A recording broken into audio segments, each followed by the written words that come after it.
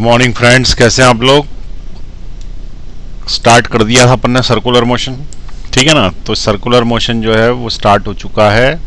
अब हमको जो है उसके अंदर न्यूमेरिकल्स करने हैं। तो उसके अंदर जो जो पढ़ा वो एक बार फिर से बता दूं मैं आपको। हमने जो पढ़ा है उसके अंदर एक्सेलरेशन पढ़ा, कौन सा, सेंट्रीपिटल, याद है, mv²/r सेंट्रीपिटल फोर्स। तो m हटा दोगे तो v²/r क्या होगा, सेंट्रीपिटल एक्सेलरेशन। उसके बाद हमने पढ़ा उसके अंदर टेंजेंशियल एक्सेलरेशन, dv/dt डिराइव किया था, a = r अल्फा। एक एंगुलर एक्सेलरेशन भी है। उसके बाद उसके अंदर एक ओवरऑल एक्सेलरेशन भी। तो बहुत सारे एक्सेलरेशन हो गए। आज अपना जो टॉपिक है वो है एक्सेलरेशन, ठीक है। सर्कुलर मोशन में कितने तरीके के एक्सेलरेशंस होते हैं। तो सबसे पहले तो मैंने तुमको ये बताया था कि दो तरह के सर्कुलर मोशन है। एक सीधा कांस्टेंट स्पीड से चल रहा है, उसको क्या बोलते हैं, यूनिफॉर्म सर्कुलर मोशन। और जिसमें तेज हो जाता है उसको क्या बोलते हैं, उसको बोलते हैं अपन नॉन यूनिफॉर्म सर्कुलर मोशन। तो यूनिफॉर्म सर्कुलर मोशन में कितने acceleration, non uniform circular motion में कितने एक्सेलरेशन, ये अपने को पूरा कंसेप्ट क्लियर करना है। क्योंकि उसमें वो क्वेश्चन पूछेगा कि टेंजेंशियल एक्सेलरेशन है कि एंगुलर है कि लीनियर है कि रेडियल है। तो वो अपने को पता होना चाहिए एक्सेलरेशन इतने सारे हैं क्या और किस किस में काम में आएंगे, ठीक। तो चलिए अब अपन स्टार्ट करते हैं आज अपना एक्सेलरेशन। हेडिंग डालिए, एक्सेलरेशन इन सर्कुलर मोशन डाल दीजिए हेडिंग, पेन निकाल लें।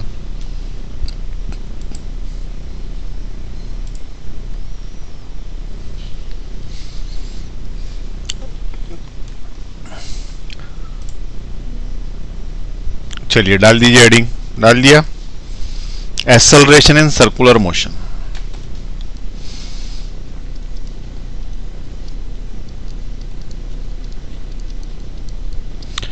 Acceleration in circular motion.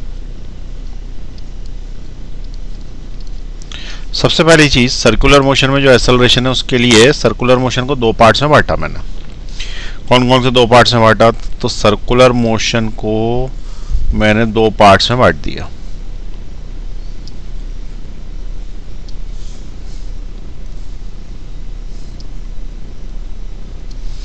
पहला जो पार्ट है वो है यूनिफॉर्म सर्कुलर मोशन, दूसरा नॉन यूनिफॉर्म सर्कुलर मोशन। तो इसको मैंने पहले पार्ट को लिखा यूनिफॉर्म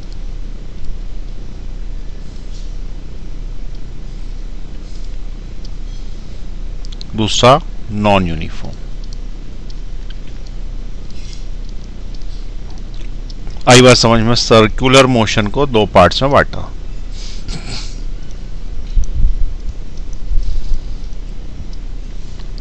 पहला जो पार्ट है वो क्या है, यूनिफॉर्म। दूसरा जो पार्ट क्या है वो है नॉन यूनिफॉर्म। तो सर्कुलर मोशन को हमने दो पार्ट्स में बांट दिया। अब उसके बाद यूनिफॉर्म सर्कुलर मोशन में कितने एक्सेलरेशंस होते हैं, तो 1 2 3। सबसे पहले सेंट्रीपिटल एक्सेलरेशन।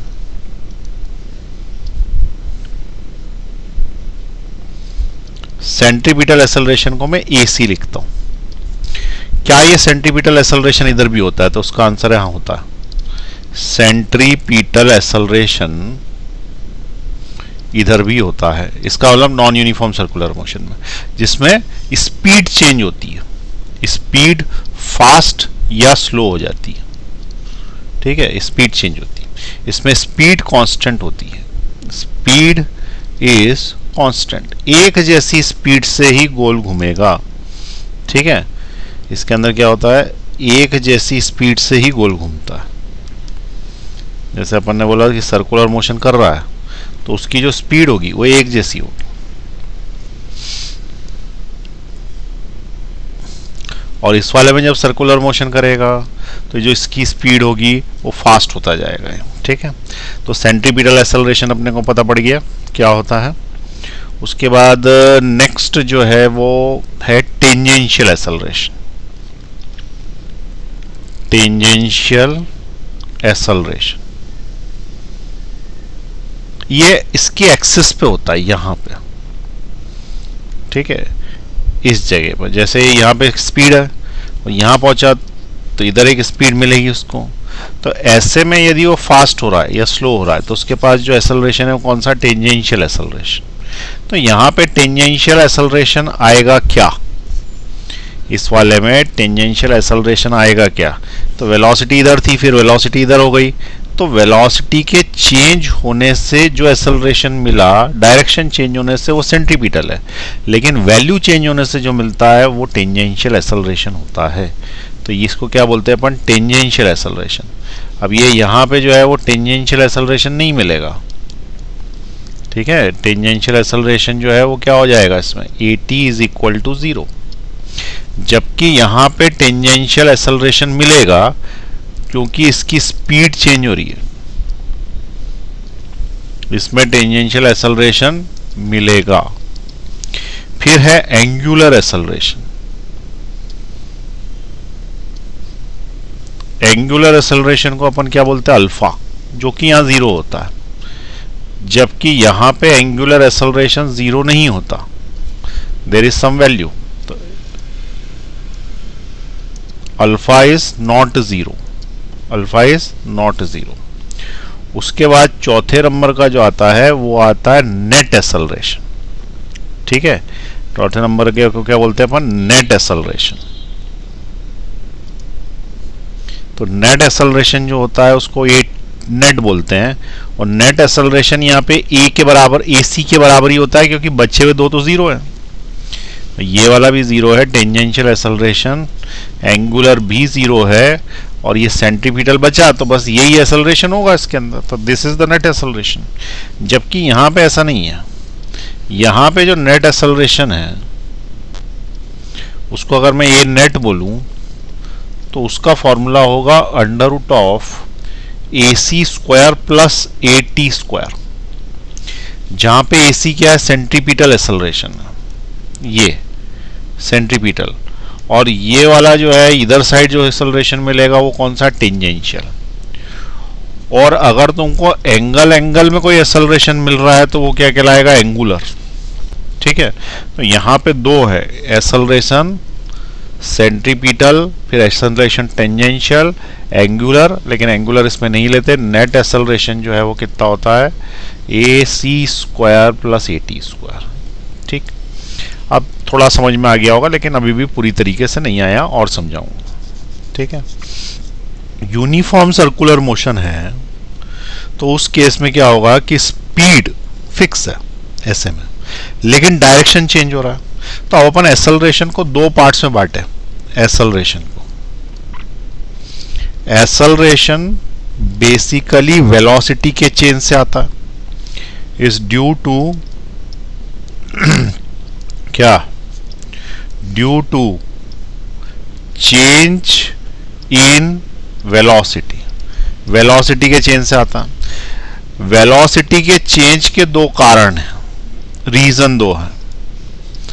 वेलोसिटी के चेंज के 2 रीजन है, क्योंकि वेलोसिटी क्या होती है? तो बेसिकली वेलोसिटी होती है स्पीड प्लस डिस्टेंस, ठीक है। चेंज इन वेलोसिटी के रीजन क्या है? तो वेलोसिटी होती क्या है? वेलोसिटी क्या होती है? It is equal to speed plus direction. Direction, इसका मतलब स्पीड बदली, कोई 25 मीटर पर सेकंड से जा रहा था, ठीक है, 25 मीटर पर सेकंड से जा रहा था, तो स्पीड बदली, 25 की 30 हो गई, तो हम बोलेंगे कि वेलोसिटी बदल गई, ठीक है। हम क्या बोलेंगे? वेलोसिटी बदल गई। अगर 25 से ही जाता रहा लेकिन डायरेक्शन बदल गया, नॉर्थ में जा रहा था साउथ में चला गया, तो भी हम क्या बोलेंगे कि वेलोसिटी बदल गई। इसका मतलब वेलोसिटी के बदलने के लिए डायरेक्शन भी काफी है। डायरेक्शन बदल जाए तो भी चलेगा, स्पीड बदल जाए तो भी चलेगी, दोनों बदल जाए तो चलेगा ही। अब क्या हुआ कि सर्कुलर मोशन का एग्जांपल देखें कि हमने क्या किया है कि एक ऑब्जेक्ट लिया जो कि सर्कुलर मोशन में घूम रहा है, ठीक, ए से चालू हुआ, तो उसकी स्पीड मान ले कि 20 मीटर पर सेकेंड है, और बी पे जाने के बाद भी सेम स्पीड बनी रहती है 20 मीटर पर सेकेंड। इसका मतलब स्पीड का क्या हुआ? मैग्नीट्यूड नहीं बदला, वैल्यू वही है।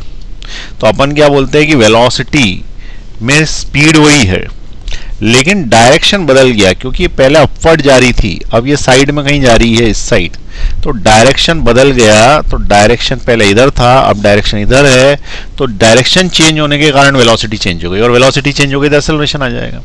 तो हम क्या बोलेंगे कि एक्सेलरेशन आने के दो कारण है, या तो स्पीड बदल जाए या डायरेक्शन बदल जाए। तो जब स्पीड बदलती है,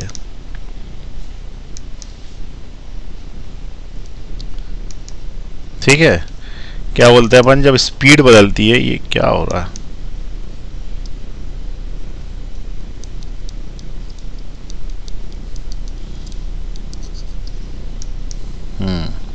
लाइन आई ना, स्पीड जब बदलती है तो उसको इधर लिखते हैं,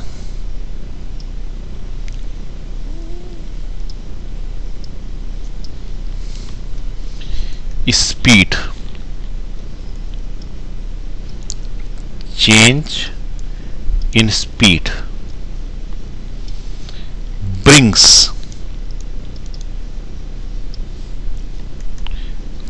tangential acceleration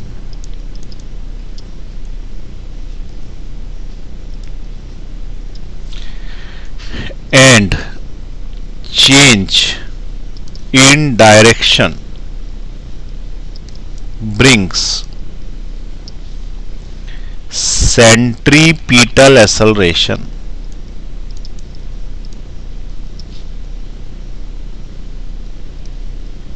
इसका मतलब सेंट्रीपिटल एक्सेलरेशन लाना है तो डायरेक्शन बदलो, और अगर टेंजेंशियल एक्सेलरेशन लाना है तो स्पीड बदलो। अब सर्कुलर मोशन में डायरेक्शन तो बदलेगा ही, ठीक है, चाहे वो यूनिफॉर्म है या नॉन यूनिफॉर्म। तो सर्कुलर यदि मोशन है किसी भी तरीके का, तो सर्कुलर मोशन में डायरेक्शन तो बदलता ही है, डायरेक्शन हमेशा बदलेगा। किसी भी सर्कुलर मोशन, किसी में भी यूनिफॉर्म नॉन यूनिफॉर्म कुछ भी, लेकिन स्पीड बदलेगी। Speed non uniform circular motion में बदलती है, यूनिफॉर्म में बदलती है। स्पीड यूनिफॉर्म सर्कुलर मोशन में यूनिफॉर्म रहती है, नाम ही यूनिफॉर्म, यूनिफॉर्म में नहीं बदलती। जब इसमें नहीं बदलती तो इस केस में सेंट्रीपिटल एक्सेलरेशन तो आता ही है, क्योंकि सेंट्रीपिटल एक्सेलरेशन तो किसके कारण है, due to the change in direction. तो सेंट्रीपिटल एक्सेलरेशन हमेशा आएगा क्योंकि it is change in direction, लेकिन स्पीड नहीं बदलेगी। या बदलेगी तो एक एक्सेलरेशन नहीं आएगा, उसका नाम क्या है, टेंजेंशियल। तो यदि यूनिफॉर्म स्पीड होगी तो एक्सेलरेशन टेंजेंशियल 0 होगा, और नॉन यूनिफॉर्म स्पीड होगी तो एक्सेलरेशन टेंजेंशियल 0 नहीं होगा। अब इन दोनों में से कोई एक, तो नॉन यूनिफॉर्म में सिर्फ एक ही बचा, ये वाला, तो इसका नेट भी यही होगा।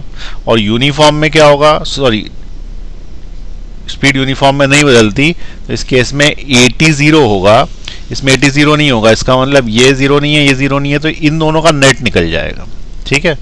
तो ये नॉन 0 0 की जगह अपन क्या बोले, एक सिंपल और बनाते हैं, ठीक है, समझने के लिए। कौन कौन सा एक्सेलरेशन है, तो सेंट्रीपिटल एक्सेलरेशन, दूसरा कौन सा, टेंजेंशियल एक्सेलरेशन, फिर एंगुलर एक्सेलरेशन, फिर उसके बाद ए नेट, एक्सेलरेशन नेट। अब हमने यहां पे क्या लिखा, यूनिफॉर्म सर्कुलर मोशन, और इधर साइड लिखा नॉन यूनिफॉर्म सर्कुलर मोशन। अब बताओ सेंट्रीपिटल एक्सेलरेशन है क्या यूनिफॉर्म में, यूनिफॉर्म में सेंट्रीपिटल है क्या, तो उसका आंसर है तो सब में है। नॉन यूनिफॉर्म में है क्या, तो उसका आंसर है हाँ सब में है, ठीक है। दोनों ही केसेस में सेंट्रीपिटल एक्सेलरेशन है, लेकिन यूनिफॉर्म में टेंजेंशियल नहीं है, और टेंजेंशियल नहीं है तो एंगुलर नहीं है, क्योंकि टेंजेंशियल जब जब नहीं होता एंगुलर अपने आप ही नहीं होता, और सेंट्रीपिटल का कोई लेना देना नहीं। और ए नेट जो है it is always under root of AC square plus AT square, ठीक है। तो इस केस में एक्सेलरेशन टेंजेंशियल 0 है, इस केस में अल्फा भी 0 है, ठीक है, और इस केस में अल्फा भी है और एक्सेलरेशन टेंजेंशियल भी है, दोनों ज़ीरो नहीं है, ठीक है। तो ज़ीरो नहीं है तो ये दोनों हैं इस केस में, ये भी है और ये भी है, इसमें नहीं है। अब जब नहीं है तो इसके अंदर जब ये फॉर्मूला लगाएंगे तो इसमें सिर्फ ए सी ही रहेगा, ए टी तो गायब ही हो गया, ए टी तो है ही नहीं इसमें, ये इसमें भी नहीं है, तो ये ए सी के बराबर ही होगा ए नेट, और इसके अंदर जो है वो पूरा होगा under root of A C square plus A T square. ठीक है, ये आ गई बात समझ में। अच्छा, अब थोड़ा और समझाएं, क्लियर करें, एक साथ लिख लेना बाद में, अभी जल्दबाजी मत लिखो। सबसे पहली चीज हमने क्या बोला कि सर्कुलर मोशन जो है उसके अंदर क्या होता है, एक रेडियस बनाते हैं ऐसी, ऑब्जेक्ट जो है वो यहां से चलना चालू हुआ, मान लो ए से पहुंच गया बी पे, तो ए से लेके बी तक एक लाइन खींचोगे, ये क्या होगा एंगल, और ये क्या होगा टेंजेंशियल एक्सेलरेशन, और यहां से जो ये गोल घूमेगा तो हमने क्या बोला था कि टेंजेंशियल एक्सेलरेशन जो होता है उसको हम निकालते हैं v equal to R omega का डिफरेंशियल करके, तो ये आएगा dv by D T which is equal to R into क्या D omega by D T, और D omega by D T का मतलब ये है कि ये जो एंगल यहाँ पर बन रहा है ना, ये कितनी तेजी से बड़ा हो रहा है ये एंगल, तो ये एंगल जो है ये थोड़ी थोड़ी देर में चेंज हो जाएगा, ये जब यहाँ पहुंच जाएगा तो ये एंगल इतना बड़ा हो जाएगा, और फिर इधर पहुंच जाएगा यहाँ तक हो जाएगा, तो ये जो एंगल चेंज हो रहा है, इस एंगल के चेंज होने का स्पीड क्या है, ये वाला एंगल के चेंज होने की क्या स्पीड है, उसका डिफरेंशियल करके अपन एंगुलर एक्सेलरेशन लाते हैं। एंगुलर एक्सेलरेशन मतलब ऐसे में कितना फास्ट घूम रहा, ठीक है, टेंजेंशियल एक्सेलरेशन है सरकमफरेंस में कितना फास्ट चल रहा, तो जब जब वो सरकमफरेंस में फास्ट चलेगा, जब जब वो एंगुलर एक्सेलरेशन भी रहेगा, इसका मतलब A tangential is equal to R times A alpha, alpha ही बोल दो इसको, ये अपन डिराइव कर चुके हैं पहले, ए इक्वल टू आर अल्फा। अब ये जब आता है, कौन आता है, टेंजेंशियल, टेंजेंशियल जब आता है तो इसके साथ अल्फा आता ही है, तो अल्फा आता है फ्री, एक के साथ एक फ्री, 1+1 की स्कीम है, एक के साथ एक free, by one get one free, by one get one free, ये स्कीम में आता, तो अल्फा तो साथ में आता ही है। तो इसलिए क्या करते हैं कि ये लोग अल्फा के बारे में कुछ बात ही नहीं करते, ये टेंजेंशियल एक्सेलरेशन की बात करते हैं, इसका मतलब एक ही एक्सेलरेशन मानते हैं, इसीलिए यहाँ अल्फा नहीं आया, टेंजेंशियल आया, सेंट्रीपिटल आया नेट निकालने में, अल्फा का कोई रोल नहीं, क्योंकि सबको पता है कि यदि टेंजेंशियल आएगा तो अल्फा आएगा ही, ठीक है। अगर कोई ऑब्जेक्ट यहाँ पे तेज तेज चलेगा यानी कि टेंजेंशियल एक्सेलरेशन होगा तो वो एंगल भी अपने आप ही जल्दी जल्दी होने लग जाएगा, और ये एंगल के फास्ट होने को क्या बोलते हैं, अरे इतना फास्ट हो गया कि मिट ही गया हो, टेंजेंशियल एक्सेलरेशन बोलते हैं। आ रही बात समझ में, तो ये टेंजेंशियल एक्सेलरेशन आएगा ही, इसलिए अल्फा को अलग से कोई वैल्यू नहीं दी गई है। यहाँ पे भी देख लें, टेंजेंशियल एक्सेलरेशन जब जीरो था तो अल्फा अपने आप ही जीरो हो गया, क्योंकि यहाँ पे जब फॉर्मूले में जीरो रखोगे तो इस जगह पे अपने आप ही जीरो हो जाएगा, और जब ये दोनों साथ साथ आए तो ऐसे कैसे ये दोनों भी साथ साथ ही आएंगे, बस बात ये अलग है कि इनके बीच में रिलेशन है, वो है A is equal to R alpha, ऐसी वैल्यू सेम नहीं होती, ठीक है, तो A is equal to R alpha relation है, पर आते साथ साथ, ठीक।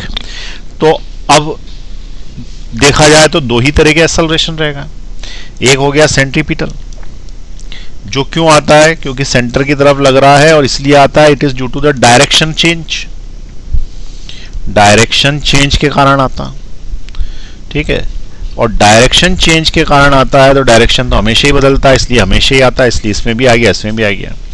और टेंजेंशियल एक्सेलरेशन स्पीड चेंज के कारण आता है, और स्पीड चेंज कभी होती है कभी नहीं होती, लेकिन वेलोसिटी हमेशा चेंज होती है, तो स्पीड चेंज के कारण आता है, इसलिए जब स्पीड चेंज होगी तो ये वाला आएगा, और नहीं होगी तो नहीं आएगा, और ये आएगा तो ये अपना भाई बंधु साथ लेके आता है, तो ये हमेशा टेंजेंशियल के साथ एंगुलर एक्सेलरेशन आता ही है। पूरी बात समझ में आई, ठीक है।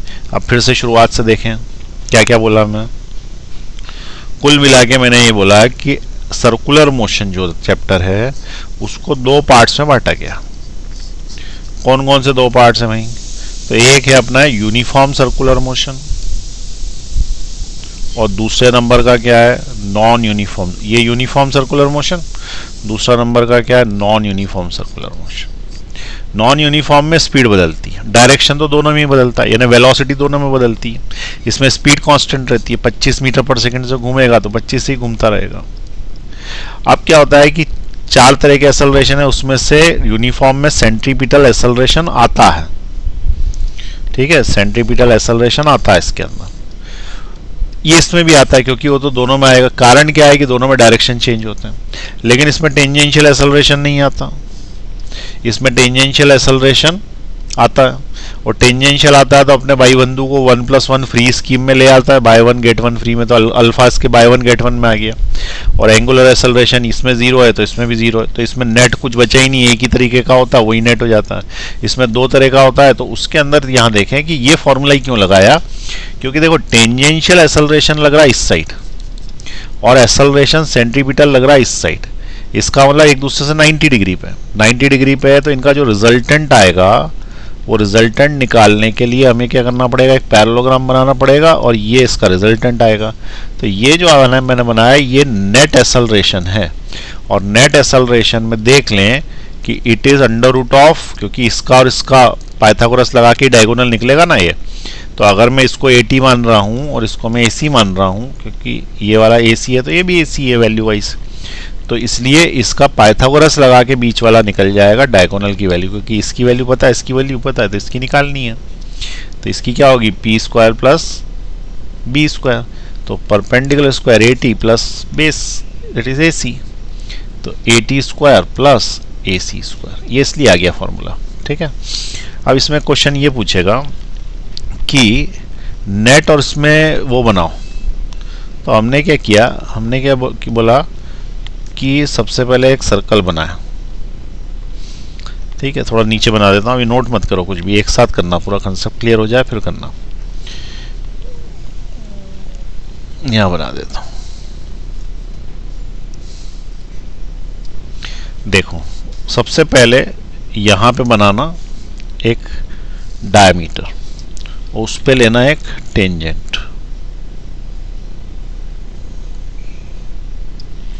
और ये बनाया मैंने इस पे एरो, एक टेंजेंट यहां का ही ले लो। ठीक है, इस साइड पे, और इस पे बना दिया मैंने ये एरो।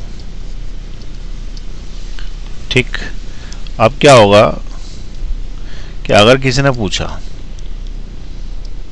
कि भाई ये बताओ कि what is the net acceleration and what is its direction, तो बोलना कि नेट एक्सेलरेशन निकालना है किसी पॉइंट पे, तो ये वाला जो एक्सेलरेशन होगा ये टेंजेंशियल होगा, टेंजेंशियल एक्सेलरेशन, वो हमेशा टेंजेंट डाल के आता। इसका मतलब ऑब्जेक्ट सरकमफरेंस पे फास्ट हो गया, it is called the tangential acceleration. और इसके साथ में क्या आता? सेंट्रीपिटल एक्सेलरेशन, वो किधर आता है? इस साइड AC। कौन सा एक्सेलरेशन है भाई? Centripetal, centripetal acceleration. तो फिर इनका रिजल्टेंट किधर है? तो हमने बोला एक काम करो, पहले इसका लॉ वो कंप्लीट करो, पैरेललोग्राम। तो ये पैरेललोग्राम लिया इधर से और इधर से कंप्लीट किया। जब पैरेललोग्राम कंप्लीट करेंगे ना, तो diagonal will represent the resultant. तो ये जो बनाया मैंने, ये है रिजल्टेंट एक्सेलरेशन, और रिजल्टेंट एक्सेलरेशन को हमने बोला ये रिजल्टेंट। तो ये जब 80 है, यहां से यहां तक का 80 है, और ये AC है, तो इसको भी AC बोल सकते हैं। तो यहां से मैंने इसको यहां से यहां तक का क्या बोल दिया? AC बोल दिया। और ये वाला यहां से नीचे तक 80 था ही, तो इससे पाइथागोरस से आ जाएगा, ये पाइथागोरस से। ठीक है, क्योंकि मुझे निकालना क्या है? ये निकालना है ना, मुझे ये निकालना है, तो पाइथागोरस से आ जाएगा ये। तो A resultant is equal to under root of, इसकी वैल्यू निकालनी है हाइपोटेन्यूस से, तो इसका स्क्वायर प्लस इसका square, that is AC² plus 80²। अब वो पूछेगा कि एंगल कितना बनाएगा 80 के साथ, तो angle of resultant acceleration with tangential velocity, यही टेंजेंशियल एक्सेलरेशन का डायरेक्शन है, टेंजेंशियल वेलोसिटी है। तो टेंजेंशियल वेलोसिटी के साथ रिजल्टेंट एक्सेलरेशन ने कितने का एंगल बनाया, तो इसने जो एंगल बनाया ना वो ये है, और ये एंगल मान लो कि अल्फा है, अल्फा नहीं थीटा लिख देता हूं, थीटा है। तो उस ट्रायंगल में जो ट्रायंगल बन रहा है ना, इस ट्रायंगल में ये हो गया AC और ये कितना हो गया AT और ये हो गया अल्फा, थीटा बोल दिया मैंने। अब थीटा की वैल्यू कैसे निकालोगे यहाँ पे थीटा की, तो हमको ये पता है कि tan theta is equal to perpendicular upon base, है ना। तो ये वाला तो जो है वो बेस है और ये परपेंडिकुलर है, तो tan theta is equal to perpendicular AC upon base AT। इसका मतलब theta is equal to tan inverse AC upon AT। इतना एंगल बनाएगा, कौन बनाएगा भाई, इतना एंगल बनाएगा रिजल्टेंट एक्सेलरेशन किसके साथ, टेंजेंशियल वेलोसिटी के साथ। तो it is the angle of resultant acceleration. Resultant acceleration है ना, ये वाली जो चीज है ना, ये रिजल्टेंट एक्सेलरेशन है।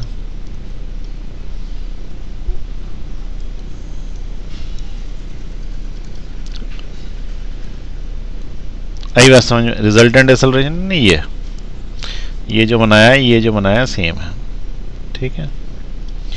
तो ये इसका फॉर्मूला बन गया भैया। तो angle of resultant acceleration with tangential velocity, tangential velocity के साथ ये एंगल बनाता, ठीक।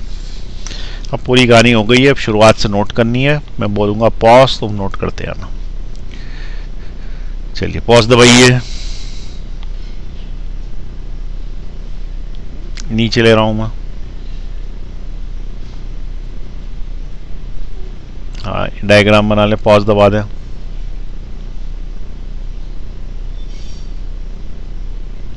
और नीचे पॉज दबा दें,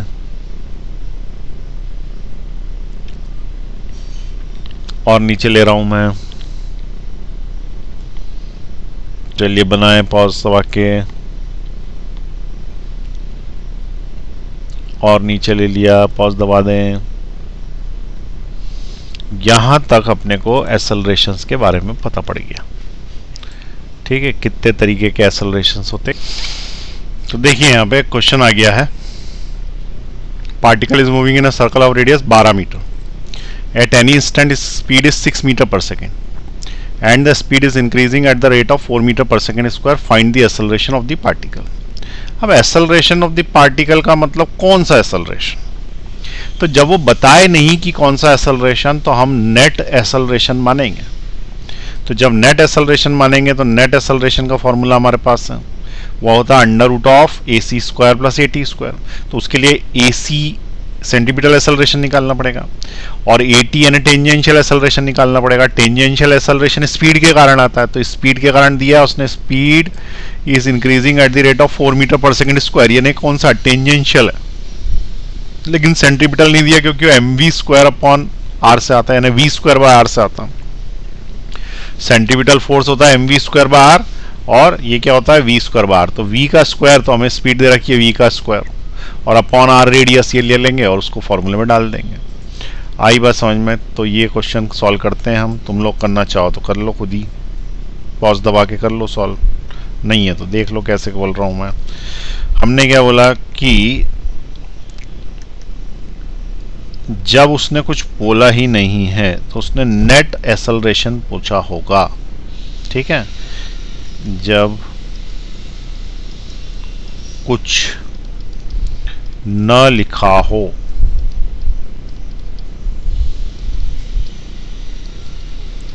तो नेट एक्सेलरेशन पूछा गया है। नेट एक्सेलरेशन का formula under root of a tangential का स्क्वायर प्लस ए सेंट्रीपिटल का स्क्वायर। ठीक, इसका मतलब क्या हुआ कि ऑब्जेक्ट जो गोल घूम रहा है वो इस तरीके से घूम रहा है कि उसके पास टेंजेंशियल एक्सेलरेशन भी है, उसके पास सेंट्रीपिटल एक्सेलरेशन भी है। इसका मतलब वो बेसिकली रिजल्टेंट एक्सेलरेशन पूछा होगा, ये वाला, ये नेट,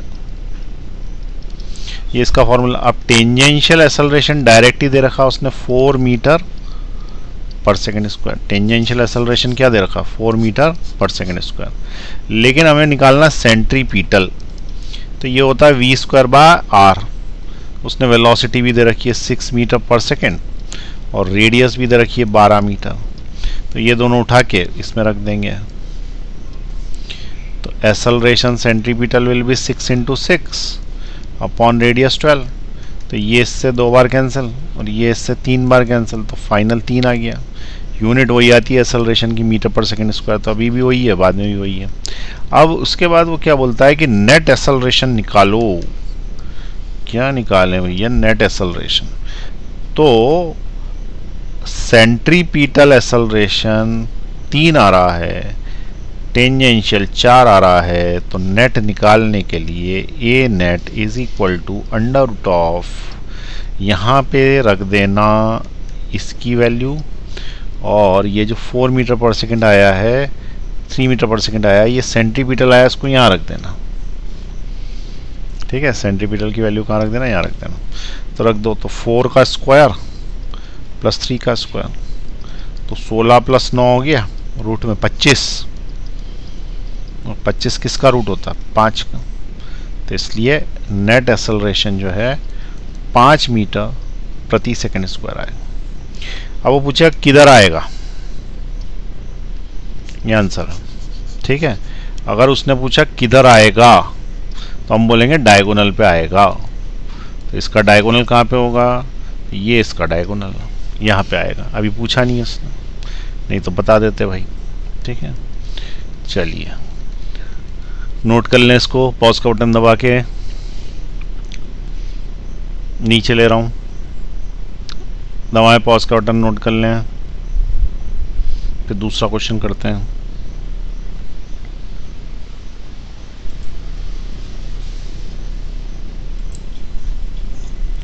क्वेश्चन लिख दिया है ऊपर। A particle is moving on a circular path of radius r such that its speed varies at v is equal to kt square. Find out the time when acceleration vector is parallel to the velocity vector, when acceleration vector is perpendicular to the velocity vector, when acceleration vector and velocity vector are at 45 degree. तो देखो, सबसे पहली चीज ये देखा करो कि velocity बदल रही है क्या समय के साथ। तो यहाँ पे देखो v इज इक्वल टू क्या लिखा है, kt स्क्वायर। इसका मतलब समय बदलेगा तो वेलोसिटी बदलेगी, और वेलोसिटी बदलेगी यानी वेलोसिटी का मैग्नीट्यूड बदलेगा। तो इसका मतलब इसमें सेंट्रीपिटल एक्सेलरेशन भी होगा और इसके अंदर टेंजेंशियल एक्सेलरेशन भी होगा। ठीक है, तो टेंजेंशियल एक्सेलरेशन और सेंट्रीपिटल एक्सेलरेशन जब दोनों होते हैं तो वो जिस एक्सेलरेशन की बात कर रहा होता है वो बेसिकली नेट एक्सेलरेशन की कर रहा होता है। तो पहली स्टेप ये है कि अपन इससे सेंट्रीपिटल एक्सेलरेशन निकालें, दूसरी है टेंजेंशियल एक्सेलरेशन निकालें, और तीसरे नंबर पर हम एक्सेलरेशन निकालें। और फिर जब एक्सेलरेशन निकल आएगा तो अपन वेलोसिटी वेक्टर से देखेंगे कि उसका एंगल कितना आ रहा। ठीक है, तो वेलोसिटी वेक्टर से बेसिकली वही एंगल होता है जो टेंजेंशियल वेक्टर से होता है, क्योंकि टेंजेंशियल वेक्टर और velocity vector, tangential acceleration vector और वेलोसिटी वेक्टर दोनों बराबर ही होते हैं, डायरेक्शन वाइज, वैल्यू वाइज नहीं, डायरेक्शन वाइज दोनों एक ही होते हैं। ठीक है, तो एक बार फिर से डायग्राम बना के समझा देते हैं। देखो, सबसे पहले हमने एक बनाया सर्कल। अब सर्कल के अंदर हमने यहाँ से यहाँ तक ले लिया एक इसकी कॉर्ड मान लो या रेडियस बोल दो उसको। ठीक है, तो किसी जगह पर यदि तुमने टेंजेंट डाली, यहाँ डाली टेंजेंट, तो हमने क्या बोला कि यहाँ पे होगा टेंजेंशियल एक्सेलरेशन और सेंटर की तरफ होगा सेंट्रीपिटल एक्सेलरेशन, लेकिन नेट एक्सेलरेशन जो है वो इस तरफ होगा, ये होगा नेट एक्सेलरेशन। तो ये जो एक्सेलरेशन की बात कर रहा है यहाँ पे कि एक्सेलरेशन, ये बेसिकली नेट एक्सेलरेशन की बात कर रहा है। ठीक है, ये इस एक्सेलरेशन की बात कर रहा है, ये नेट की। अब नेट एक्सेलरेशन का वेलोसिटी वेक्टर के साथ एंगल चाहिए उसको। अब वेलोसिटी वेक्टर यानी कि ये एक्सेलरेशन वेक्टर, क्योंकि इधर ही तो वेलोसिटी ही होगी ना, वेलोसिटी भी तो टेंजेंट ही होती है। तो ये वाला जो एंगल है, ये एंगल चाहिए उसको, ये थीटा। ठीक है, और ये थीटा में बोल रहा है कि कब ऐसा होगा कि ये दोनों पैरेलल हो जाएंगे, यानी कि ये इसके पैरेलल हो जाएगा। कब ऐसा होगा कि ये इससे परपेंडिकुलर हो जाएगा, और कब ऐसा होगा कि ये दोनों एक दूसरे से 45 डिग्री पे आ जाएंगे या 60 पे आ जाएंगे, कुछ भी। तो स्टेप नंबर 1 जो है वो क्या है? Step number 1, velocity is equal to kt square है ना, तो find tangential acceleration. Tangential acceleration, tangential acceleration क्या होता है? dv बाई dt होता है एक्सेलरेशन टेंजेंशियल। तो इसका मतलब इसका डिफरेंशियल करना, तो d by D T of के टी स्क्वायर करना। तो d by D T of के टी स्क्वायर करना है, तो टेंजेंशियल एक्सेलरेशन में k तो ऐसे ही रहेगा, t स्क्वायर का डिफरेंशियल होता है 2t। तो ये तुम्हारा टेंजेंशियल एक्सेलरेशन आ गया। ठीक, तो this is the tangential acceleration, step number 1। कोई डाउट इसके अंदर? भाई डिफरेंशियल करने से जो आएगा वो टेंजेंशियल एक्सेलरेशन होगा। उसके बाद स्टेप नंबर 2 लें, इधर ले लेते हैं। Step number 2, find radial acceleration. Radial का मतलब सेंट्रीपिटल। फाइंड सेंट्रीपिटल और रेडियल एक्सेलरेशन। सेंट्रीपिटल और रेडियल एक्सेलरेशन का फॉर्मूला होता है v स्क्वायर बाय आर। यही फॉर्मूला है ना, v square by R. Centripetal या रेडियल एक्सेलरेशन का फॉर्मूला क्या है? v square upon R. अब इससे तुम सेंट्रीपिटल एक्सेलरेशन निकाल लो उसका, v का स्क्वायर डिवाइडेड बाय आर। अब v तो उसने डायरेक्ट ही दे दिया है ना तुमको, v तो तुम्हें डायरेक्ट ही दे रखा है, तो यहां रख दें। तो centripetal acceleration is equal to K T square का स्क्वायर v और अपॉन में आर। इसका मतलब centripetal acceleration will be K square T की पावर 4 अपॉन आर। ये तुम्हारा आ गया सेंट्रीपिटल एक्सेलरेशन। ठीक है, ये क्या आ गया? Centripetal acceleration. तो तुम्हें दो एक्सेलरेशन चाहिए थे, एक तो ये वाला सेंट्रीपिटल और दूसरा जो एक्सेलरेशन है वो कौन सा है? तो दूसरा वाला ये। अब थर्ड स्टेप में क्या करेंगे? हम नेट एक्सेलरेशन निकालेंगे। ठीक है, नेट एक्सेलरेशन निकाल लेते हैं। तो स्टेप नंबर 3, स्टेप नंबर 3 में हमने क्या बोला कि नेट एक्सेलरेशन निकाल लो। नेट एक्सेलरेशन, नेट एक्सेलरेशन क्या होगा? तो acceleration net is equal to under root of centripetal acceleration का स्क्वायर प्लस टेंजेंशियल एक्सेलरेशन का स्क्वायर। ठीक है, तो it is a net which is equal to under root of centripetal का क्या हो जाएगा? के स्क्वायर टी की पावर 4 अपॉन आर का स्क्वायर प्लस रूट में टेंजेंशियल एक्सेलरेशन यहां लिखा हुआ है,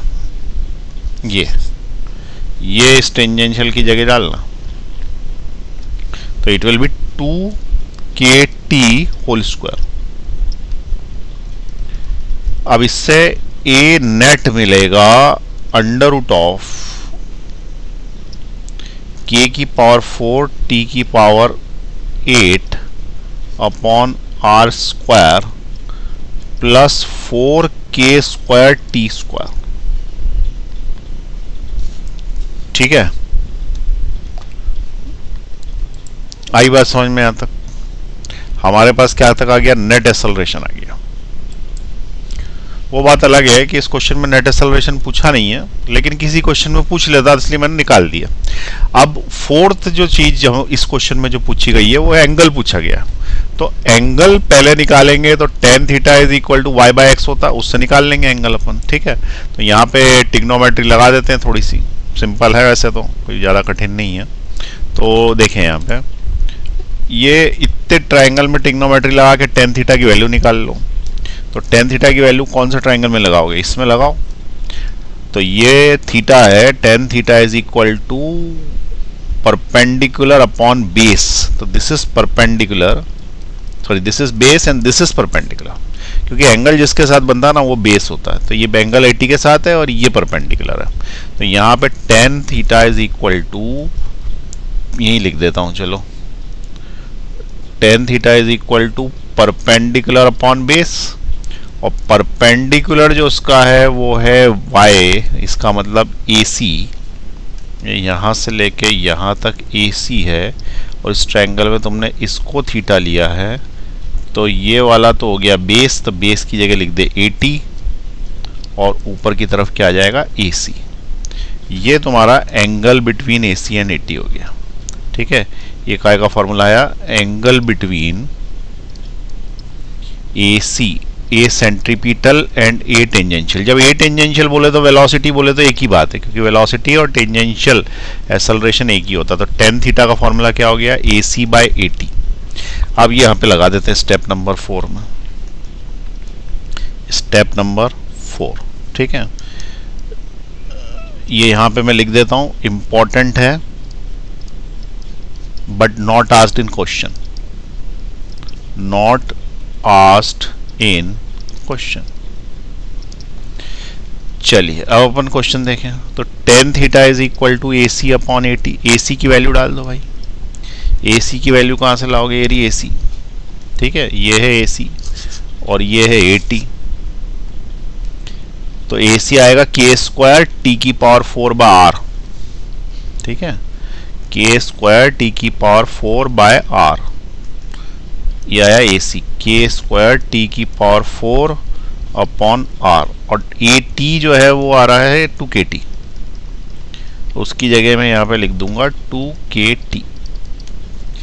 इससे एक t से तो एक t कैंसिल हो गया, एक k से एक k कैंसिल हो गया, तो ऊपर बचा KT की पावर 3 अपॉन, ये समझ में आया ना, k और t कैंसिल आउट होगा, एक k और एक t से, यहाँ से और यहाँ से, तो k बचा, t की पावर 3 बचा, नीचे 2 और r बचा, 2 और r। तो ये तुम्हारा tan थीटा बन गया। ठीक है, where theta is angle between what, a tangential and AC, या फिर velocity tangential and acceleration radial. Radial बोले तो सेंट्रीपिटल बोले, एक ही बात है, सेंट्रीपिटल। ठीक, तो tan थीटा क्या हमारा आ गया, tan theta is equal to KT की पावर 3 अपॉन 2r। अब ये बताएं कि पूछ क्या रहा, पूछ रहा है कि कब ऐसा होगा जब थीटा 0 होगा। फर्स्ट केस में वो पूछ रहा है, केस नंबर 1 में, फाइंड t, वह समय बताएं when theta is equal to 0। अब थीटा इज इक्वल टू 0 तो यहाँ 0 रख के t निकालना है तुमको। तो यहाँ पे अपन क्या करेंगे कि इस थीटा की जगह 0 पुट कर देंगे, ये वाला, तो केस फर्स्ट आ जाएगा। ठीक है, तो यहाँ पे मैंने लिखा tan of 0 it is equal to KT की पावर 3 अपॉन 2r। अब tan 0 क्या होता है, sin 0 upon cos 0 is 0 which is equal to KT की पावर 3 अपॉन 2r। अब ये जब क्रॉस मल्टीप्लाई करोगे तो ये भी 0, ये भी 0, इसका मतलब t इक्वल टू 0। तो पहले वाले का आंसर क्या आ जाएगा, t इज इक्वल टू 0। दूसरे केस में वो ये पूछ रहा है कि find t when theta is equal to 90 degree. 90 degree इसके अंदर यहां रखेंगे, इस जगह पे जहां 0 रखा था, तो हो जाएगा tan of 90 is equal to KT की power 3 upon 2r। tan 90 infinite होता, इनफाइनाइट, और it is equal to KT की पावर 3, क्योंकि इन्फिनिटी का किसी मल्टीप्लाई करेंगे इन्फिनिटी आएगा, इसका मतलब टाइम ही इनफाइनाइट आ गया। टाइम इनफाइनाइट आ गया का मतलब होता है कि कभी नहीं। ठीक है, नेवर, इन्फिनिटी कभी नहीं आएगी, इसलिए नेवर, ऐसा कभी नहीं होगा। ठीक है, ऐसा कभी नहीं होगा। कब ऐसा बोलना, जब कोई भी चीज इन्फिनिटी आ जाए। जैसे किसी दोस्त से 100 रुपये उधार लिए, उसने पूछा कब दोगे, तो बोलना इन्फिनिटी समय के बाद, मतलब कभी नहीं दोगे। ठीक है, तो इन्फिनिटी का मतलब क्या होता है, नेवर, नेवर यानी कभी नहीं देगी। तो ऐसा कभी नहीं होगा कि थीटा 90 डिग्री हो जाए। अब केस नंबर 3 देखें, वो ये बोल रहा है कि फाइंड t, वो समय बताइए जब एंगल 45 डिग्री हो जाए, 45 डिग्री। अब एंगल 45 डिग्री हो जाए तो यहाँ पे हमको 45 डिग्री रखना पड़ेगा। आपकी बार रख देते हैं, tan 45 degree is equal to K T cube upon 2r। अब हमको ये पता है कि tan 45 1 होता है, तो 1 is equal to K T cube upon 2r। 2r इधर गया which is equal to K T cube, इसका मतलब 2r अपॉन K is equal to T cube हो गया। ठीक है, इसका मतलब t is equal to 2r by K की पावर 1/3 हो गया। इस समय के बाद एंगल उनके बीच में 45 डिग्री हो जाएगा। ये हमारे तीसरे का आंसर आ गया। ठीक है, और भी कुछ बोलता तो हम इसमें वैल्यू डाल के निकाल लेते हैं। अच्छा, यहाँ पे एक चीज़ ध्यान रखें कि जब अपन नेट एक्सेलरेशन बोल रहे हैं, नेट एक्सेलरेशन, तो हमने क्या किया है कि इसको इस तरीके से वैल्यू निकाल के छोड़ दिया एक्सेलरेशन को। इसको तुम IJK में भी ले सकते थे। ठीक है, जैसे ये वाली जो चीज़ है ये क्या हो जाती इसमें और इसमें, तो ये वाला जो हो जाता अपना x एक्सिस पे और ये y एक्सिस पे हो जाता, तो इसको हम i में ले लेते हैं, माइनस i में, इसको हम j में ले लेते हैं, तो माइनस i और j के फॉर्मेट में भी लिखा जा सकता है इसको। ठीक है, तो एक नेट एक्सेलरेशन में अपन वेक्टर फॉर्म डालें अगर इसका वेक्टर फॉर्म, तो वेक्टर फॉर्म में हम ऐसा लिख सकते हैं a टेंजेंशियल, टेंजेंशियल किस एक्सिस पे लिया, तो मान लो कि मैं इसको यहाँ यूँ बनाऊँ कि ये x एक्सिस है, ये माइनस एक्स है, ये y है, ये माइनस y, तो हम x एक्सिस को ही i कैप बोलते हैं, इसको माइनस i कैप बोलते हैं, इसको j कैप बोलते हैं, इसको माइनस j कैप बोलते हैं यूनिट वेक्टर में। तो इस केस में हम ये बोलेंगे कि टेंजेंशियल जो है वो तो j में है, तो ATJ है और AC का माइनस i है अगर ये ओरिजिन है तो। ठीक है, या ये ओरिजिन है तब भी इधर ही आएगी। तो AC क्या है माइनस i और AT जो है वो j, तो AC माइनस i और ATJ इस तरीके से अपन लिख सकते हैं। तो AT के साथ में क्या लिख दूंगा j और AC के साथ में लिख दूंगा माइनस का i। ठीक है, AT के साथ क्या लिखा मैंने j और AC के साथ माइनस i। ये फॉर्म वेक्टर फॉर्म है और इसके अंदर AC और AT की वैल्यू यही डालनी है यहाँ जो आई है। ठीक है, अभी मैंने डाली नहीं, जगह नहीं है इसलिए, तुमको चाहो तो लिख के रख सकते हो। तो ये वेक्टर फॉर्म है AC i कैप और ये वाला j कैप। ठीक है, AT के A टेंजेंशियल j कैप। ये डिपेंड करता है कि तुमने वेक्टर के ओरिजिन किधर लिए, मैंने जहाँ लिए उसके हिसाब से मैंने बना दिया। ठीक है, तो हम वेक्टर फॉर्म में भी लिख सकते हैं इसको। चलो अब आप इससे सारी कहानी समझें। पार्टिकल मूव कर रहा था रेडियस r में। ठीक है, पार्टिकल कहाँ मूव कर रहा था रेडियस r में, such that the speed is equal to v equal to कितना KT²। ये इस फॉर्मूले से कर रहा था। इसको देखते से ही हमको अंदाज लग गया कि वेलोसिटी जो है वो किस पे डिपेंडेंट है, टाइम पे डिपेंडेंट है। और वेलोसिटी यदि टाइम पे डिपेंडेंट है तो इसका मतलब कि इसकी स्पीड बदलेगी समय के साथ। इसका मतलब इसमें तीनों एक्सेलरेशंस आएंगे, सेंट्रीपिटल, टेंजेंशियल और नेट। और एंगुलर तो आएगा ही, क्योंकि जब जब टेंजेंशियल आता है तब तक एंगुलर आता है। ठीक, तो हमने क्या बोला कि वेक्टर जो पूछ रहा है वो कौन सा पूछ रहा होगा, एक्सेलरेशन वेक्टर का मतलब ये पूछ रहा होगा कि कौन सा एक्सेलरेशन, तो नेट एक्सेलरेशन। ठीक है, तो ये एक्सेलरेशन वेक्टर जब भी पूछा तो नेट एक्सेलरेशन। किसके साथ पूछ रहा है, वो वेलोसिटी वेक्टर के साथ एंगल पूछ रहा था। तो वेलोसिटी वेक्टर किधर होता है, तो इस साइड होता है। ठीक है, टेंजेंशियल इस साइड होता है और एक्सेलरेशन वेक्टर तो इसका और इसका रिजल्टेंट इधर होता है। तो ये और ये के बीच का एंगल पूछ रहा है। अब देखो ये क्वेश्चन में ऐसे डायरेक्ट भी कर सकता था। ये बोल रहा है कि when acceleration vector is parallel to the velocity vector. Acceleration vector velocity vector के पैरेलल कब होगा, तो एक चीज ये ध्यान रखें कि ये वाला इसके पैरेलल तभी हो सकता है, कौन सा, नेट वेक्टर इसके पैरेलल तभी हो सकता है जब ये हो ही नहीं, कौन सा, सेंट्रीपिटल। यदि सेंट्रीपिटल नहीं होगा ना तभी तो एक ही वेक्टर बचेगा और वही वेक्टर रिजल्टेंट होगा। लेकिन सेंट्रीपिटल ना हो ये कब हो सकता है, जब गाड़ी स्टार्ट ही नहीं हुई हो। ठीक है, जब गाड़ी स्टार्ट ही नहीं हुई हो, तो इसलिए ये वाले का आंसर 0 आ गया है। 0 आ गया मतलब टाइम 0 पे ऐसा हो सकता है।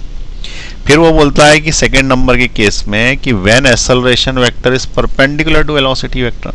एक्सेलरेशन वेक्टर यानी ये इस वेलोसिटी वेक्टर के परपेंडिकुलर कब होगा, तो हम ये बोलेंगे कि इस वेक्टर से परपेंडिकुलर करना मतलब ये, और ये वाला वेक्टर अकेला तब होगा जब क्या होगा, सिर्फ सेंट्रीपिटल लगे, और सिर्फ सेंट्रीपिटल तो यूनिफॉर्म में लगता है, जबकि ये तो नॉन यूनिफॉर्म है। तो ऐसा तो कभी नहीं हो सकता, क्योंकि ये वेक्टर की थोड़ी वैल्यू तो बची रहेगी, और थोड़ी वैल्यू रहेगी और इसकी कुछ वैल्यू है और इसकी कुछ वैल्यू है, तो रिजल्टेंट कहीं बीच में से ऐसा कुछ जाएगा, हमेशा इधर जाएगा। हाँ, ये हो सकता है कि ज़्यादा झुक जाए इस साइड, लेकिन 100% इधर तो नहीं जा सकता, क्योंकि 100% इधर जाने के लिए इसे यूनिफॉर्म सर्कुलर मोशन में होना चाहिए, जबकि ये नॉन यूनिफॉर्म सर्कुलर मोशन में चेंज कर रही है इसकी स्पीड। तो ऐसा कभी नहीं हो सकता, इसलिए इसका आंसर क्या आ गया, कभी नहीं हो सकता। अब अगर उसने पूछा है कि ऐसा कब होगा जब 45 डिग्री हो, तो 45 डिग्री में सीधी बात है, जब ये और ये आपस में वैल्यू वाइज बराबर होंगे तभी तो बीच में से जाएगा 45 डिग्री के। तो हम ऐसा बोल देंगे ना कि AC जब AT के बराबर होगा तब ऐसा होगा, और ऐसा कभी भी नहीं होगा तो इसके लिए टाइम इनफाइनाइट है, और ऐसा तब होगा जब ये 0 होगा। तो ये 3 आंसर अपन ऐसे लॉजिकली भी 2 के निकाल सकते हैं, और तीसरे वाले में सीधे AC को AT के बराबर करना है, तो ये वाला AC था, ये वाला AT आपस में बराबर कर देते। ये इतनी सी स्टेप में क्वेश्चन सॉल्व हो सकता था, लेकिन मैंने तुम्हें इतनी सारी स्टेप इसलिए बताई क्योंकि एक ही क्वेश्चन में कई सारे क्वेश्चन जुड़े हुए हैं। ये इंपॉर्टेंट क्वेश्चन है, केवल सेंट्रीपिटल पूछ सकता है, केवल एक्सेलरेशन पूछ सकता है, इसलिए मैंने पहले AC निकाला, AT निकाला, इतना तो निकालना ही पड़ता सब में। अब ये वाले केस में मैं सिर्फ इसको बराबर कर देता हूँ, ठीक है। और कभी कभी ऐसा भी हो सकता है कि मैं वेलोसिटी वेक्टर को AI प्लस BJ के फॉर्म में ले लूँ और इसको भी ले लूँ, और उनके बीच में एंगल निकालने के लिए cos थीटा का वेक्टर वाला फॉर्मूला लगा दूँ। कौन सा है, cos थीटा is equal to vector A dot vector B upon modulus of A modulus of B, ऐसा भी लगा के मैं सॉल्व कर सकता हूँ। एक क्वेश्चन को सॉल्व करने के हजारों तरीके होते हैं, तो इसमें से जो आपको अच्छा लगे, ये आसान तरीका वो नोट कर लें, ठीक है। चलिए इसको नोट कर लें, बढ़िया से लिख लें, इसके ऊपर इंपॉर्टेंट है क्वेश्चन।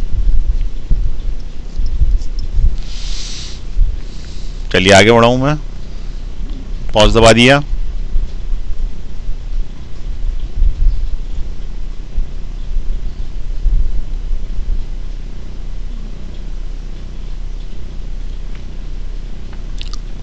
पॉज दबाइए, आगे बढ़ाए, बढ़ा रहा हूं भाई।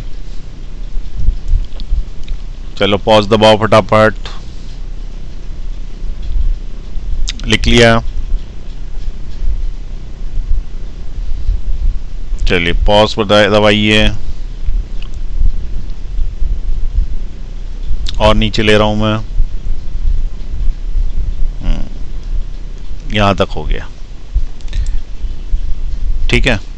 तो ये तुम्हें समझ में आ गया होगा कि एक्सेलरेशन सेंट्रीपिटल में क्या क्या होते हैं। तो uniform, non uniform, circular motion में यूनिफॉर्म में कितने तरीके के, 3 तरीके के। सेंट्रीपिटल सब में होता है, टेंजेंशियल नॉन यूनिफॉर्म में होता है, एंगुलर भी नॉन यूनिफॉर्म में होता है, और ए नेट वो दोनों में होता है, या इसमें नेट बोलो तो इसमें सेंट्रीपिटल ही होगा वो, ठीक है। और नॉन यूनिफॉर्म सर्कुलर मोशन में तीनों या चारों बोल दो, और अगर उसने कुछ नहीं बताया तो हम कौन सा निकालेंगे, नेट एक्सेलरेशन निकालेंगे, ठीक है।